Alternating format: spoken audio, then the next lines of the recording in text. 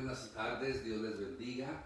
Damos gloria a Dios por todas sus bendiciones y por la oportunidad que nos da cada miércoles a mi esposa y a mi persona llegar hasta ustedes. Y en esta ocasión vamos a continuar en el libro de Apocalipsis capítulo 2, versículo 12. Apocalipsis capítulo 2, versículo 12 al 17, dice la palabra de Dios. Y escribe al ángel de la iglesia en Pérgamo, el que tiene la espada aguda de 2 filos, dice esto: yo conozco tus obras y donde moras, donde está el trono de Satanás, pero retienes mi nombre y no has negado mi fe, ni aun en los días en que Antipas, mi testigo fiel, fue muerto entre vosotros, donde mora Satanás. Pero tengo unas pocas cosas contra ti, que tienes ahí a los que retienen la doctrina de Balaam, que enseñaba a Balac a poner tropiezo ante los hijos de Israel, a comer de cosas sacrificadas a los ídolos y a cometer fornicación. Y también tienes a los que retienen la doctrina de los Nicolaitas, la que yo aborrezco. Por lo tanto, arrepiéntete, pues si no, vendré a ti pronto y pelearé contra ellos con la espada de mi boca. El que tiene oído, oiga lo que el Espíritu dice a las iglesias. Al que venciere, daré a comer del maná escondido, y le daré una piedrecita blanca, y en la piedrecita escrito un nombre nuevo, el cual ninguno conoce, sino aquel que lo recibe. Padre, gracias por esta oportunidad, por este privilegio. Gracias por tu palabra, tu nombre sea glorificado y tu palabra haga el efecto necesario en cada corazón de cada oyente. En el nombre poderoso de Cristo Jesús oramos. Amén. Damos gracias a Dios porque podemos en esta ocasión seguir, por así decirlo, ¿verdad?, esta serie del mensaje de las iglesias. Hoy vamos a estar considerando el mensaje a la iglesia de Pérgamo. Anteriormente ya miramos el primer mensaje fue a la iglesia de Éfeso, segundo a la iglesia de Esmirna. Hoy le toca en tercer lugar a Pérgamo. Pérgamo su nombre significa casamiento mixto. O sea, cuando, por así decirlo, cuando una persona de diferentes culturas, diferentes creencias se unan en matrimonio, eso es considerado como un casamiento mixto. O sea, un creyente en Cristo y uno que no lo es, ese es un casamiento mixto. Entonces, en cierta manera, el nombre de la iglesia aludía a lo que se practicaba en esta iglesia. Más adelante vamos a ver el porqué. Algunos creen que este periodo de la iglesia, aunque regularmente las 7 iglesias que menciona Apocalipsis sucedieron en una misma etapa, en un mismo periodo, no son como algunos creen que fueron diferentes años, pero sí podemos deducir que a veces las características de estas iglesias apuntan proféticamente a comportamientos de otras iglesias a través de los tiempos en el futuro. Por ejemplo, esta iglesia es parecida a lo que cubriría en el año 360 después de nuestro Señor Jesucristo hasta el año 590, donde comenzó la unión entre la iglesia y el Estado. Por eso Pérgamo, casamiento mixto. Nunca fue el plan de Dios que la iglesia se una al Estado, porque una cosa hay que tener en claro. Una cosa es la iglesia separada del Estado y el Estado de la iglesia. Pero en el año 300 después de nuestro Señor Jesucristo comenzó el emperador Constantino, según él, adoptó la creencia cristiana, se hizo cristiano, y de ahí en adelante la iglesia, que hasta ese momento llevaba una pureza, una verdadera identidad como Cristo la fundó, se fue deteriorando, desbastando, degradando, hasta el punto de convertirse a lo que hoy conocemos como la iglesia tradicional católica romana, que viene siendo ese nacimiento, aunque había cristianos en ese grupo y después hubo una separación. Pero bueno, no vamos a hablar de eso, pero esta iglesia en cierta manera apunta proféticamente al estado de ese periodo. Otra fuente sobre el nombre, aparte de casamiento mixto, se cree que Pérgamo viene de la palabra pergamino, porque se creía que ahí había más de 200,000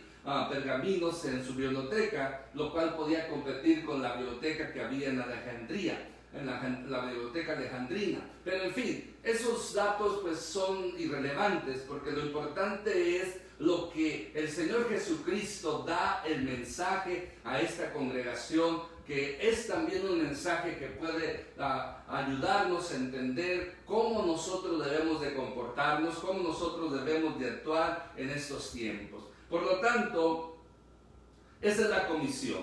Escribe al ángel de la iglesia en Pérgamo. Esa es la comisión que el Señor da. En segundo, la presentación divina. Él se presenta en cada iglesia, cada mensaje a cada iglesia, Él se presenta de una forma. Aquí Él se presenta: el que tiene la espada aguda de 2 filos dice esto. El que tiene la espada, recordemos que cuando hace alusión a la espada, mayormente que tiene el Señor, creemos que viene representando la palabra de Dios. Por eso, esta espada, como dice aquí, tiene 2 filos. Esta espada está lista para juzgar y también para recompensar. O sea, esta espada puede traer recompensa, puede traer juicio. En Hebreos capítulo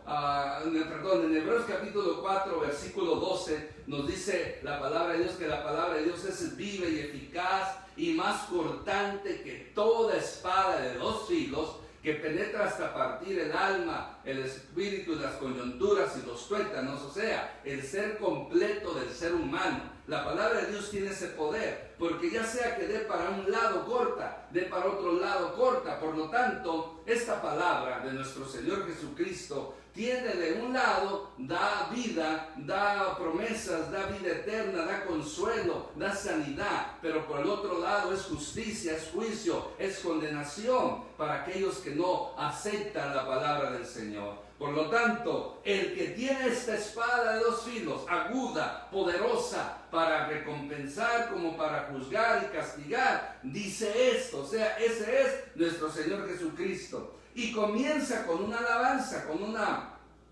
reconocimiento a esta iglesia. Y como era particular en las otras iglesias, también a esta iglesia le dice: yo conozco tus obras. Es interesante que estas frases se repiten en todo el mensaje a las 7 iglesias, dando énfasis a la importancia de saber nosotros que el Señor conoce nuestras obras, sean buenas o sean malas. Ninguna persona que siga a Jesucristo puede jamás evadir ese escrutinio, esa revelación, ese testimonio. No se puede ocultar, porque el Señor Jesucristo conoce nuestras obras.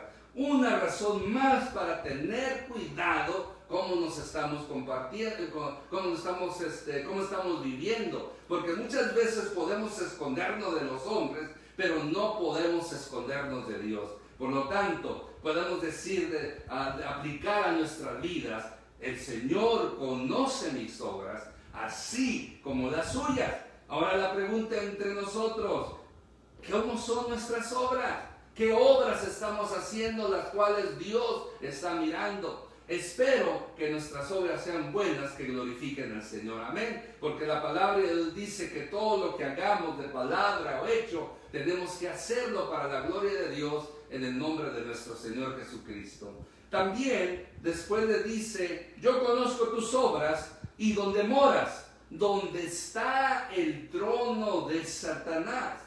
Esta ciudad, mire qué interesante, esta ciudad fue la primera en hacer una estatua al emperador en ese entonces, que se cree que era Dominiciano, y adorarlo.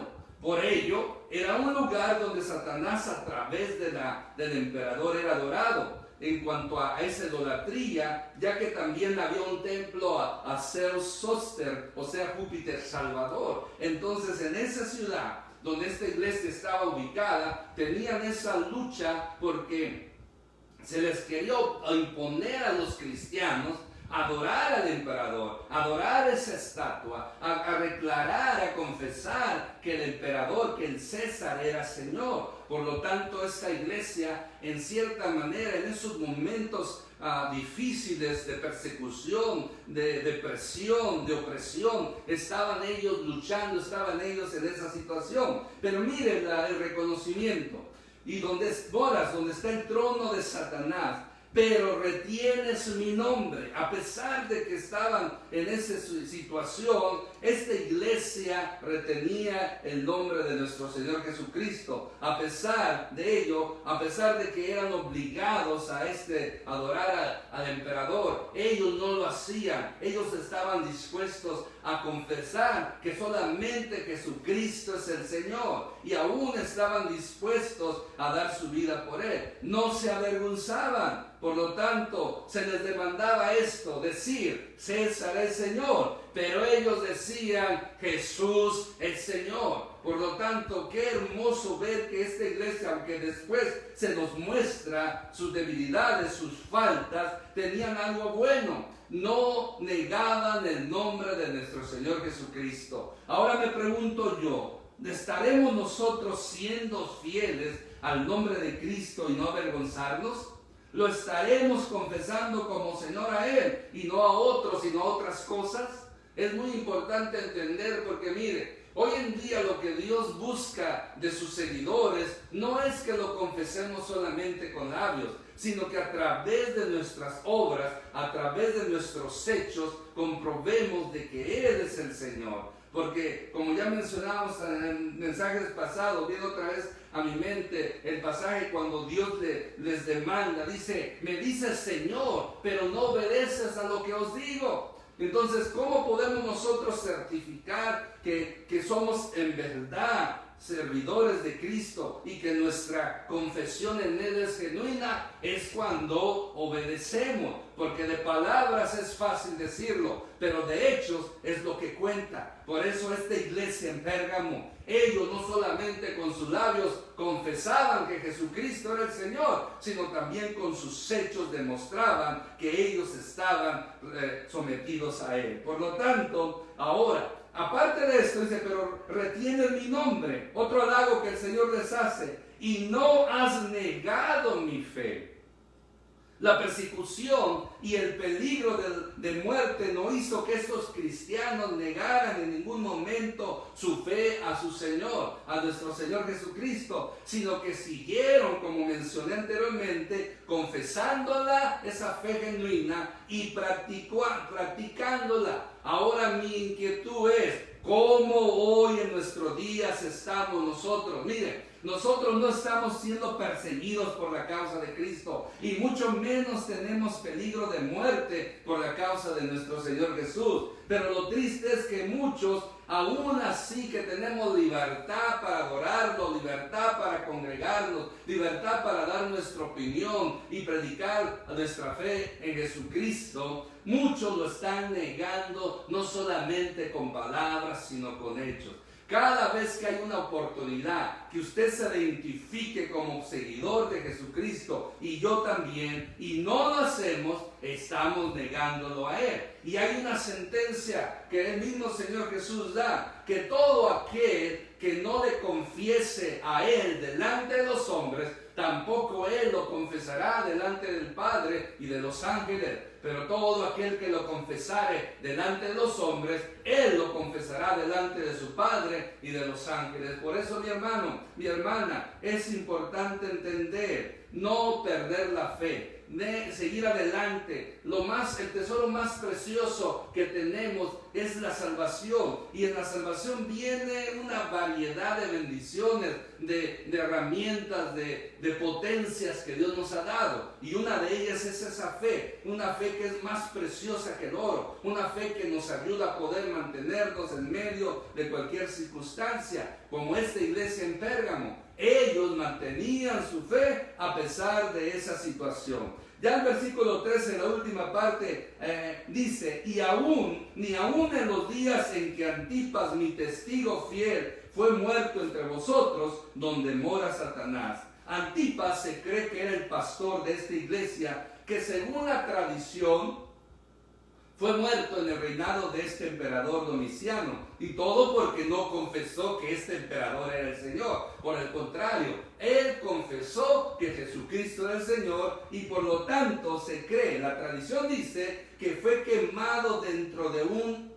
toro de bronce. O sea, lo metieron en ese toro de bronce y prendieron fuego, y murió por la causa de Cristo. Y aunque el pastor de esta iglesia muere, la iglesia no se dispersó, la iglesia no abandonó su fe, la iglesia se mantuvo. Por eso aquí el Señor dice: aunque murió mi siervo fiel. Qué bonito se refiere, menciona a nuestro Señor Jesucristo de Antipas, mi testigo fiel. O sea, qué bonito que cuando uno muera, el Señor Jesús nos llame también testigos fieles. Y hay una promesa, ¿verdad? Hay una profecía, hay una promesa en la Biblia que nos dice que cuando lleguemos ante Él, aquellos que son fieles, Él les dirá: buen siervo fiel, entra al gozo de tu Señor. Y a los que no fueron fieles, los va a echar afuera, donde está el lloro y el crujir de dientes. Por lo tanto, Antipas, por ser fiel, ya se ganó el reino de Dios, ya se ganó el cielo. Y esta iglesia, aunque moraba Satanás, o sea, de una manera indirecta, Satanás, a través de este emperador, de esta estatua, ahí estaba su morada, y allí esta iglesia se mantenía firme a pesar de esas circunstancias, a pesar de que no era fácil servir a Cristo en esos días. Hoy en día es fácil servir a Cristo, pero vendrán días que donde vamos a tener más dificultad para servir a Jesucristo. Y ahí se va a dar cuenta uno, ahí nos vamos a dar cuenta quiénes en verdad somos genuinos creyentes en Cristo Jesús, genuinos cristianos, fieles al Señor Jesucristo. Esperemos que no nos toque ese momento, pero puede pasar en cualquier momento. Como está cambiando el asunto en este día, el pecado que está tomando más control de las vidas, el alejamiento de Dios, etcétera, etcétera. Ahora, después de este halago, el Señor Jesús viene con un reproche. Y el reproche era el siguiente: pero tengo unas pocas cosas contra ti. Como ha de esperarse, siempre hay algo en contra de esta iglesia o de cualquier iglesia. No hay iglesia perfecta. Aunque en este grupo de 7 iglesias, solamente 2 de ellas no tuvieron reproche. Hoy en día, si nos podemos identificar como congregaciones de Cristo, todos tenemos un reproche. Toda iglesia, no importa que sea pequeña o sea grande, el Señor va a encontrar un reproche, va a encontrar faltas en nuestras congregaciones. Y mire, esta era la falta, este era el reproche que el Señor Jesús les hace. Que tienes ahí a los que retienen la doctrina de Balaam, que enseñaba a Balac a poner tropiezo entre los hijos de Israel, a comer de cosas sacrificadas a los ídolos y a cometer fornicación. Este era el reproche. O sea, el lugar de Satanás, la morada de Satanás, como anteriormente dice, era en la ciudad, pero no era dentro de la iglesia. En cambio, este reproche, o sea, que había un grupo de personas que en cierta manera practicaban la doctrina de Balaam y de Nicolás, o sea, los nicolaitas, que más adelante vamos a mirar. Pero aquí basémonos solamente a de Balaam. O sea, personas que practicaban el comer cosas sacrificadas a los ídolos y a cometer fornicación. Porque la historia nos dice que Balaam fue una persona, un sacerdote pagano en el tiempo de Israel, que fue contratado por Balac para que maldijese al pueblo de Israel. Después de 3 intentos y ver que en vez de maldecirles, el Señor de los ejércitos daba bendición, Balaam se dio por vencido y se lo hizo saber a este rey Balac. Después termina ya, pero nos dice la escritura después que como este Balaam era un ambicioso y sabía que por no haber maldecido a Israel no iba a recibir ningún premio por ello, aconseja a Balac que usaran a las mujeres, que danzaran de una manera sensual, para que así de esa manera pudieran hacer caer a los hombres de Israel y que danzaran junto al campamento, y esto dio resultado. Los hombres, un gran número, miles de hombres de Israel se fueron tras estas mujeres sensuales que los llevaron a cometer fornicación, a orgía y a idolatría, adorando a los dioses de esa nación. Y por lo tanto Dios vino a traer juicio y murieron miles de ellos.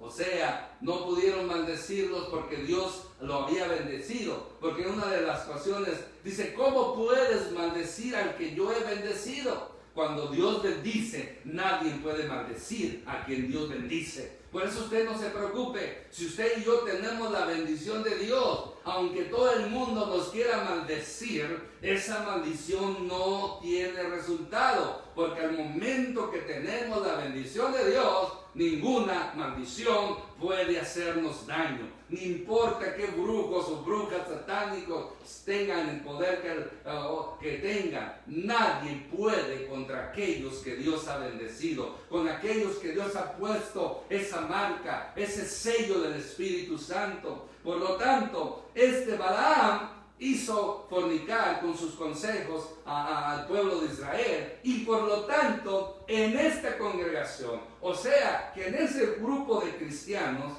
había también un grupo que eran fornicarios, que eran adúlteros, que eran idólatras. Se decían ser cristianos, pero practicaban las cosas del mundo. ¿Sabe que hoy en día es lo mismo?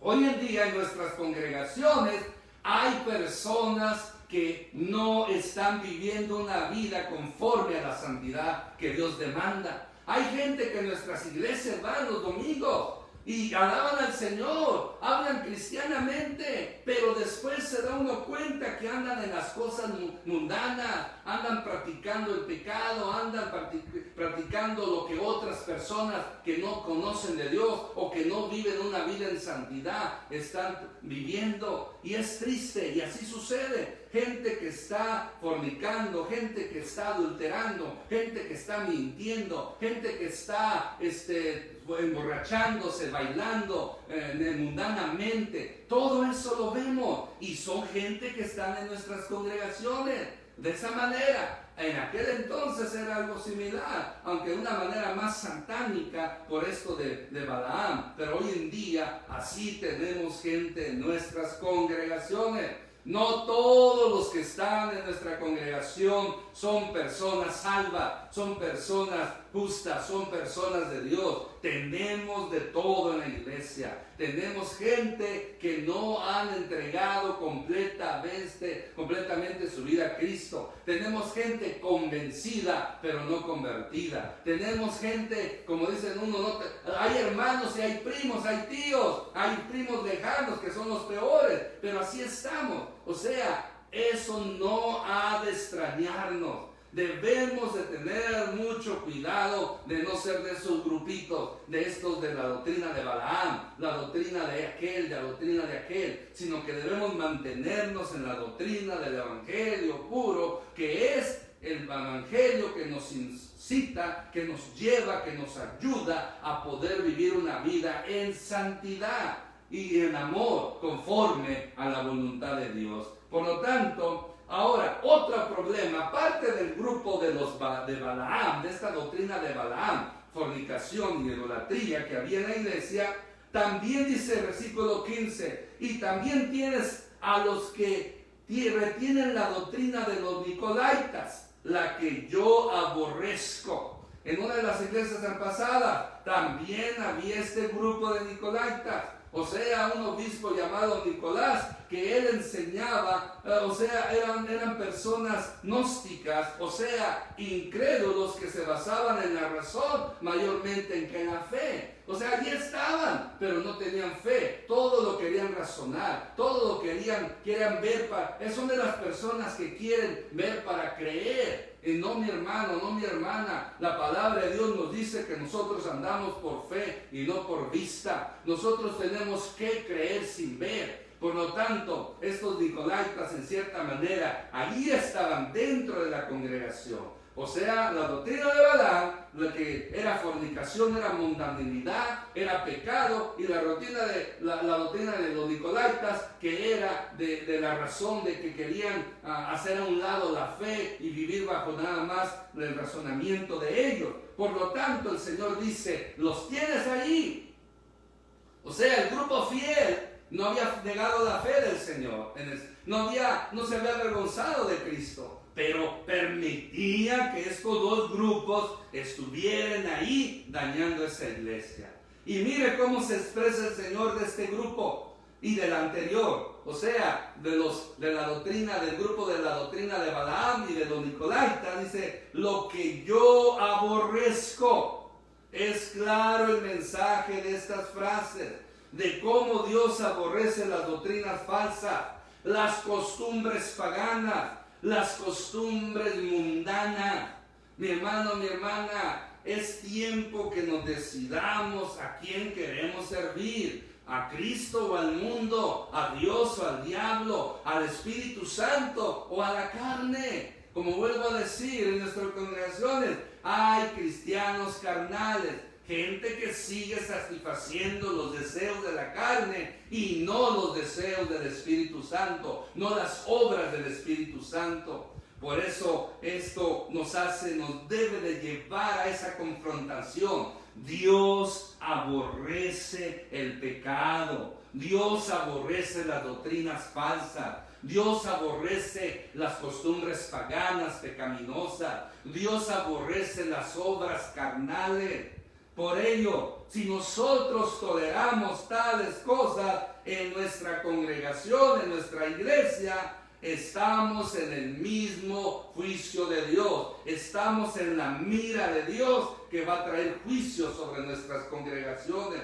Muchas veces las congregaciones que no prosperan, no crecen, porque hay mucha gente que no está de corazón, no son sinceros. Es triste mirar gente que cuando unos están bien entregados en alabanza y la adoración a Dios, están mirando el techo, están volteando a los lados, están distraídos pensando en la olla de frijoles que dejaron en casa, o no sé qué tantas tonterías pensarán, y no nos concentramos en lo importante de ir a alabar y adorar al Señor. Por eso es de suma importancia que hagamos una evaluación de nuestra vida, porque cuando yo voy a la casa de Dios, yo voy con el deseo de adorarle, darle gracias por todas sus bendiciones, de escuchar su palabra para que esa palabra me cambie, me transforme y pueda yo ser mejor cristiano. Pero muchos entran igual y salen igual. No, cada vez que nosotros vamos a la iglesia, tenemos que a disfrutar, alimentarnos, edificarnos, para que nuestro cambio sea agradable, cada día mejor para el Señor. Amén. Ahora, da una advertencia. Por tanto, arrepiéntete. Acordémonos que la salvación y el perdón están fundados en el arrepentimiento, ya que si no lo hay, no hay salvación y mucho menos perdón. Por eso el Señor Jesús le dice a esta iglesia, arrepiéntete. ¿Por qué tenían que arrepentirse? Bueno, primero, los que seguían la doctrina de Balaam, de fornicación e idolatría, tenían que arrepentirse, y los que seguían la doctrina de los nicolaitas, los de Nicolás. Y también el grupo fiel al Señor que estaba permitiendo a estos habitar ahí. Hoy, por cierto, leía en segunda de Tesalonicenses, cuando el apóstol Pablo a la iglesia de Tesalónica le escribe que si allí en la iglesia hubiera un fornicario, un adúltero, un mentiroso, o alguien que negara la fe, alguien que estuviera haciendo daño a la fe, dice, ni se junten con ellos. O sea, gente dañina, gente tóxica, gente a nuestro alrededor cercana, que no edifica nuestra vida, sino por el contrario, nos dañan con su mal testimonio, con sus comentarios. Tenemos que hacerlos a un lado. orar por su salvación. Pero dice la palabra de Dios que gente ruin, gente pecadora, gente dañina, tóxica, no debemos juntarnos con ellos. La única manera que podemos juntarnos con ellos es para hablarles de Cristo. Pero si rechazan a Cristo, uno cumple, se sacude los pies de la tierra de su morada y sigue uno adelante, predicando el Evangelio del Señor. Por lo tanto, tenía que arrepentirse los verdaderos creyentes por permitir estos grupos habitar en ellos, por permitir estos pecados, estas doctrinas falsas, pero principalmente estos que practicaban estas obras pecaminosas, fornicarias, idólatras y falsas doctrinas, tenían que arrepentirse. Porque si no se arrepentían, aquí viene la advertencia: por tanto arrepiéntete, pues si no, vendré a ti pronto y pelearé contra ellos con la espada de mi boca. Aquí nos da a entender que el llamado, la advertencia principalmente es al grupo de cristianos fieles que tenían que arrepentirse de permitir que estos grupos dañinos, tóxicos, de mal testimonio habitaran en la congregación. Porque dice, si no, vendré pronto a ti, o sea, los fieles, y voy a pelear contra los malos, voy a pelear contra esto. Y puede ser que en el momento que yo llego con mi espada bien afilada y traiga juicio, comience a cortar en pedazos a estos malandros, a estos mundanos, fornicarios, pecadores, satánicos. También a los fieles iban a alcanzar el juicio de esa espada. Por lo tanto, el Señor le está advirtiendo: ¿quieres librarte de mi espada? Arregla ese problema, expulsa, termina con esa doctrina falsa, termina con ese pecado, con esa idolatría, con esa fornicación. Si no, vendrá juicio contra ti. Y sabe que eso sucede. Si en una congregación permitimos que un pecado esté constantemente practicado, va a venir juicio. Y no solamente contra los que practican y lo permiten, sino también contra los que a veces ni la deben. Acuérdese del rey David, un episodio que a veces uno no entiende, pero solo Dios sabe por qué lo hizo. David, en su orgullo, en su prepotencia, se enorgulleció su corazón y quiso saber cuántas personas había en Israel para sentirse él más poderoso. Ese era el orgullo. Hizo un censo, pero dice que esto no agradó a Dios. Y Dios le dijo: has pecado. Por lo tanto, aunque dice que fue Satanás que lo incitó a hacer el censo, Satanás apeló al orgullo del rey. Abrió las puertas, accedió y pecó. Y cuando viene el Señor, le dice a través del profeta: vienen tres cosas, tú escoge una. Ok, guerra, hambre, peste, o que la mano de Jehová toque a tu pueblo. Entonces el rey David: es mejor caer en las manos de Jehová y no las manos de hombre. Y dice que comenzó una mortandad hasta que el ángel que traía ese juicio contra el pueblo de Israel se paró en una era, y fue cuando David llegó y compró la era y ofreció un sacrificio para que parara la mortandad. Murieron miles de personas por el pecado de un hombre. Aunque David oraba y oraba: perdón, Señor, ¿por qué estas ovejas? Mátame a mí, yo soy el culpable, a mí, a mi familia. Pero ¿qué hicieron estas ovejas? De la misma manera puede suceder, no todo el tiempo. Si en una congregación permitimos un pecado que se practique y cerramos el ojo, o guiñamos el ojo, o nos hacemos como si nada está pasando, puede venir juicio.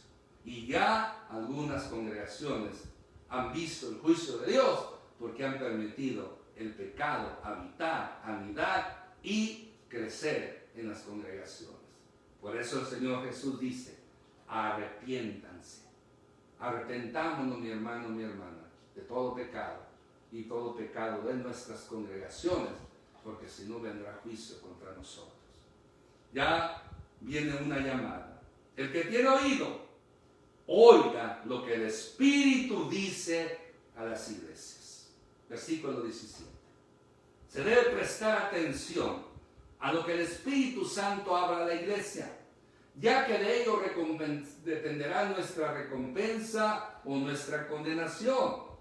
Hoy en día hay una falta de atención al mensaje del Evangelio puro de nuestro Señor Jesucristo, lo cual está trayendo como resultado el aumento del pecado y las almas se están perdiendo.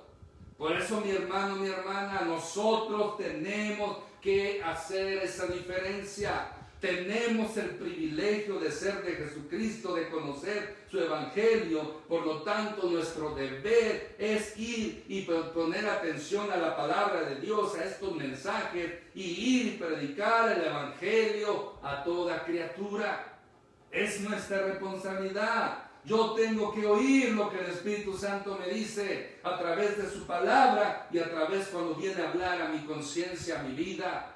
Porque de esa manera voy a poder ser mejor cristiano, mejor hijo de Dios y voy a agradar a Dios. Pero si negamos, si no prestamos atención, oído, va a venir juicio, va a venir condenación. Y nadie quiere caer en las manos de un Dios vivo y verdadero. Ya el versículo 17, la segunda parte, termina con una promesa. Al que venciere, daré a comer del maná escondido. Para que venciere, nos dice aquí que la promesa es la oportunidad, el privilegio de comer del maná. Recuerde que en el Antiguo Testamento, por 40 años, Dios dio el maná que descendía del cielo. Pero después en el capítulo 6 de Juan, el Señor Jesucristo dijo que Él tenía un pan mejor que el maná, lo cual era Él mismo. Por eso Él dijo, el que comiere mi carne y bebiere mi sangre, tendrá vida eterna, no tendrá nunca más sed, no tendrá nunca más hambre. Aunque no entendieron el por qué, no se está refiriendo a comerse literalmente la carne de Cristo ni su sangre, como hoy en día en la transustación que hace la iglesia tradicional en sus misas, que cuando hacen de la hostia y todo eso, que creen que es literalmente el cuerpo y la sangre de Cristo. No, Señor, eso es símbolo. Por lo tanto, aquí el creer en Cristo, el seguirle, es comer su carne, es beber su sangre. En otra ocasión hablaremos más sobre eso. Por lo tanto, el maná, o sea, Cristo es ese pan de vida. Cristo es ese pan que sacia el hambre de todo aquel que cree en Él. Ese pan que nos sostiene, ese pan que nos va a dar la vida eterna. Por lo tanto, este es el alimento espiritual que Dios provee, este maná escondido, porque está escondido ahorita para nosotros, pero en el cielo se nos dará este pan que provee para sus fieles, que viene siendo con el agua de vida, el fruto del árbol de la vida, algo similar. O sea, es algo que nos va a dar Dios, que nos va a hacer que vivamos por la eternidad con Él. Por lo tanto, esta es la promesa. ¿Para quién? Para el que venciere.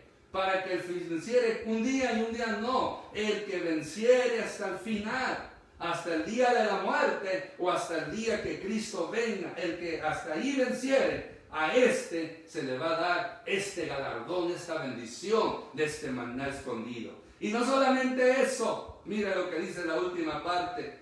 Y le daré una piedrecita blanca.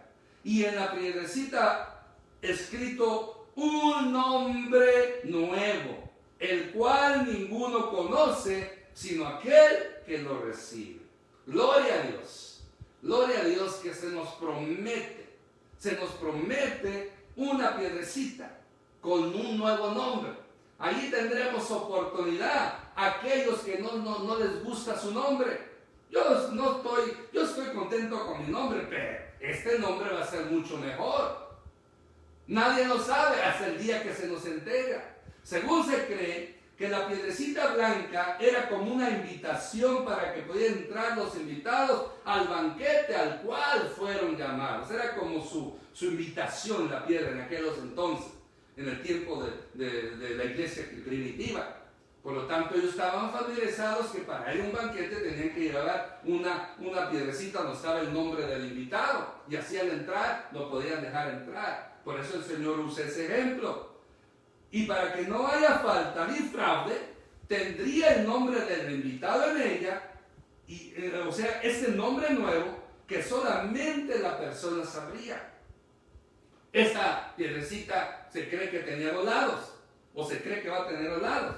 En un lado va a estar el nombre escrito de Jesucristo, nuestro Señor, y en el otro de la persona invitada al banquete que Dios dará al final de los tiempos. Puedes saber, si no tenemos esa piedrecita, y si no está el nombre de Jesús en un lado y el nombre nuevo en otro lado, no podemos entrar al cielo, no podemos entrar a este banquete. Qué hermoso es saber que al que venciere va a tener el privilegio de ser parte de este banquete que se está preparando en el cielo para todos aquellos cuando Cristo venga van a participar.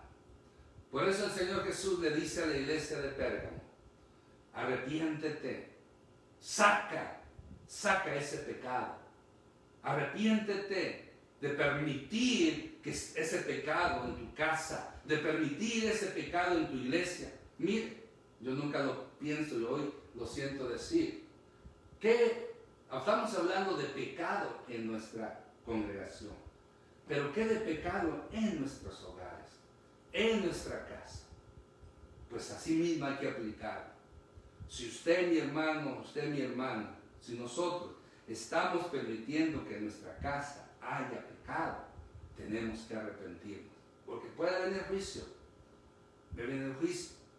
y cuando Dios dice que va a hacer juicio y aplica ese juicio contra aquellas personas que practican el pecado en nuestra casa, en nuestra congregación, nos puede afectar también a nosotros. Por eso, ¿qué tenemos que hacer? Arrepentirnos. Arrepentámonos y tratemos de arreglar, de expulsar, deshacer ese pecado que está en nuestra congregación. Por eso, mi hermano, mi hermana, que Dios nos ayude. Pero qué bonito es poder saber que si nos mantenemos firmes y puros, vamos nosotros a poder tener esa bendición de conocer ese nombre maravilloso de nuestro Señor Jesucristo y tener esa oportunidad un día de poder estar con Él y ser entregada en nuestras manos esa piedrecita con nuestro nombre nuevo.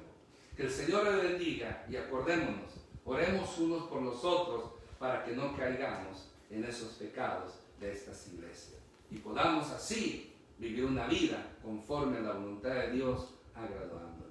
Amén. Vamos a orar. Padre, gracias te damos por tu palabra que es bendita para siempre. Gracias porque sabemos que tu palabra es verdad. Ayúdanos, Señor. Espíritu Santo, muéstranos aquellas áreas donde estamos fallando como congregación, en nuestra congregación, así como en nuestros hogares. Ayúdanos a poder, Señor, no ser partícipes de los pecados de nuestros seres queridos, de las personas que se congregan en nuestras iglesias, sino que podamos vivir conforme a tu voluntad. Y ayúdanos a poder un día disfrutar de ese maná, de esa invitación, de esa piedrecita con nuestro nuevo nombre.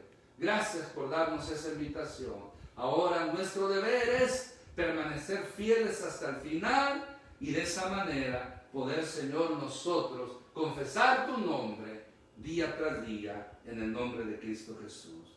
También en este momento, Señor, quiero orar por una petición que nos hace el hermano Roberto de Santiago, por Carlos Muñoz, que está gravemente en el hospital, el cual él antes iba a la iglesia, pero se alejó y por eso se pide salvación y sanidad. Oramos por Carlos Muñoz, Señor, allá donde él está, Ciudad Juárez o donde se ubique él, para que el poder de tu presencia, el poder de tu Espíritu Santo se manifieste y tengan misericordia de Carlos y le des una nueva oportunidad y él pueda levantarse, pueda ser salvo y ser sano. Te lo suplicamos en el nombre de Jesús. Oramos también por todos aquellos enfermos, por todos aquellos que no tienen salvación. Oramos por la salvación de las almas y por sanidad de las personas, conocidas como no conocidas. Oramos, Señor, por los que sufren, que puedan encontrar en ti el consuelo, que puedan encontrar en ti, Señor, la solución, el abrazo, el amor que solamente tú puedes dar. En el poderoso nombre de Cristo Jesús te lo rogamos, y al único Dios verdadero, Padre, Hijo y Espíritu Santo, damos toda la gloria, toda la honra, toda la alabanza y la adoración por los siglos de los siglos. Amén. Dios les bendiga, mis hermanos. Buenas noches.